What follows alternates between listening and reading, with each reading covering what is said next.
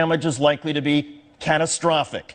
You are looking at the first video of debris and flooding from Typhoon Haiyan. These images were taken a short time ago in the city of Tacloban, which took a direct hit. The city has a population of 200,000 people. The U.S. Navy's Joint Typhoon Warning Center says the maximum sustained winds when the storm made landfall was 195 miles per hour, with gusts up to 235 miles per hour. Here's what the initial outer bands of rain and wind looked and sounded like in the streets of Tacloban.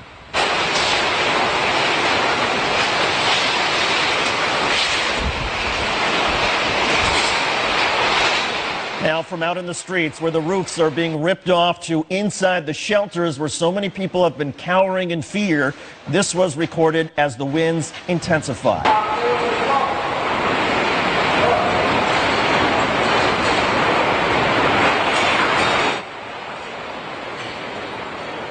An estimated 2 million people live in this storm's danger zone, which is the equivalent of a Category 5 hurricane, and hundreds of thousands of people lost their homes just a few weeks ago in an earthquake. In other words, they didn't have much protection to begin with tonight. On the phone right now is Joe Curry of Catholic Relief Services. He's in Bohol, Philippines, which has been feeling the effects of the typhoon for hours.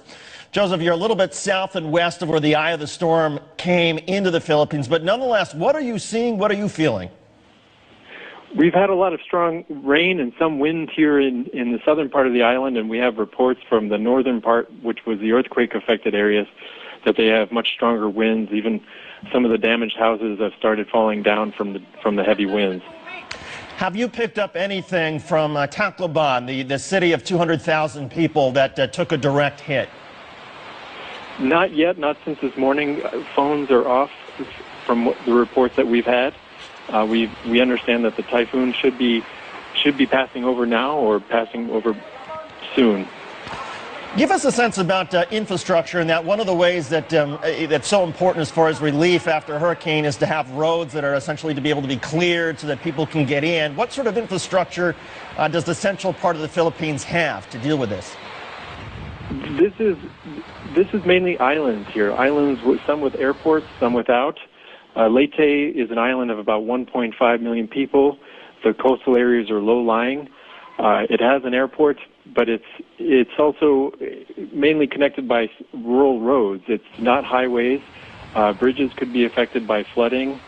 We'll have to see what happens, but based on what we've seen in other storms of similar intensity, and this is the strongest we've seen, we could have bridges out, we could have tens of thousands of houses damaged or destroyed. And again, we're talking about a region affected here with 2 million people. Do you share the fear that this was a catastrophe? Absolutely. This is such a strong storm. In this part of the world, houses are fragile, infrastructure is relatively fragile. We'll have to see how people can stand up, but the government's been conducting mass evacuations, and we hope that there's been enough preparedness in place. Joe Curry of Catholic Relief Services from Bohol, Philippines. Joe, thanks for riding out the storm and talking to us tonight. We appreciate it. Thank you. Thank you. Rebecca Stevenson is here. And Rebecca, where is the super typhoon now, and where's it headed? Well, right now, David, we're still seeing the storm right over the Philippine Islands. And we're talking about catastrophic damage from the storm because, well, let's think back to when we had a very powerful storm. We think about Hurricane Katrina. Well, that made landfall only as a Category 2. We've got to go back to 1980 to Hurricane Allen or 1969 to Hurricane Camille to see sustained winds making landfall in the U.S. at 190 miles an hour. And now we're talking about a storm hitting the Philippines, far less developed, very low in elevation. And we're looking at these winds developing to 195 miles an hour, sustained, blowing consistently over landfall. Now, as it moved on shore, the friction of the wind into the land did aid it in slowing slightly, but we still have that potential for wind gusts up to 200 miles an hour. The radar is showing us that we have intense rainfall here. We expect to see about generally 4 to 6 inches of rainfall with the storm, but much higher amounts up to a foot in the mountains. and the mountains is where we're going to see that heavy rain cause flooding and also mudslides, which is the primary reason for death toll in the Philippines from typhoons. So as we look at this storm, we know that it's going to really pack a punch. The track tonight, as it tracks off to the west, is going to be gradually, slowly, about 4 a.m. our time, Eastern Standard Time, to finally get on the other side, the west side of the Philippine Islands. And then as we move forward a little bit more in time, we're going to see the Philippines continue to get the back edge of this storm by noon tomorrow. So they will not be completely done with it by tomorrow afternoon. But by the time we get to tomorrow night, it's going to be gearing up to hit Vietnam. So we're talking about some powerful winds, and we have some video to look at some of these strong winds that people are enduring. And when we keep in mind that at land surface, at the ground level, those winds are very strong, and we expect them to be sustained 100 to 150 miles an hour. However, if you go up in height, as you can see, some of these buildings are quite high.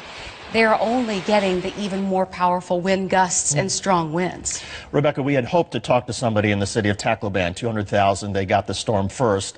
We can't reach anybody there. And in fact, the people we can reach and the rest of the Philippines and Manila, they can't reach anybody. The biggest danger in the storm, is it from the wind initially knocking out power lines and therefore there's no contact? Is it from the flooding? What's the biggest concern? Well, the biggest concern, again, the highest death toll is usually caused by flooding and mudslides within these particular kinds of storms. But when we go to a Category 5, I think we're going to see a lot more damage, as you were saying, from the wind taking the power lines down initially. But then we have to consider the storm surge that was just north of the eye wall as it made landfall, and that stretched much farther north than the eye. And we expect those to see that storm surge estimate. It was anywhere from 10 to 20 feet. And so when we see the final summary of what that storm surge actually was, I think that flooding is going to be a very large part of the problem here. As a reporter who has covered this, sometimes there's a window of opportunity when the eye makes landfall because suddenly the winds die down, the rain stops, and that's when you feed your tape and you're able to make contact with your news agencies. How quickly is the storm moving? In other words, what would have the window been in case somebody wanted to suddenly try to make a satellite phone call or whatnot out from an area that was hardest hit? First of all, I would never recommend that. That's always the time when people are caught by surprise, is going in the eye of the storm, because that back edge comes in so quickly. And this storm is a fast mover, and it's moving at about 30 miles an hour. So at least that will help lessen some of the flooding. All right, Rebecca Stevenson.